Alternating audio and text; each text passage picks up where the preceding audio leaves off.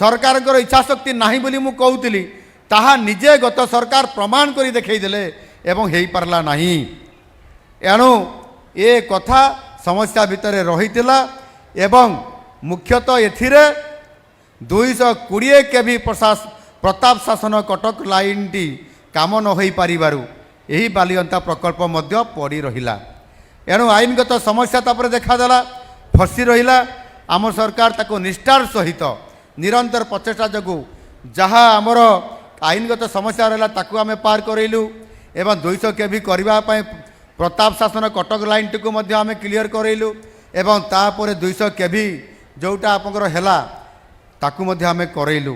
माननीय उच्च न्यायालय आदेश अनुसार खोर्धा एवं कटक जिलापाल अदालत में मामला किछि दिन तो चली आवेदनकारी को क्षतिपूरण पैठ करेलु एवं सरकार निर्देश देला पर ये काम को संपूर्ण भाव में आज आम सफल कर पारिलु।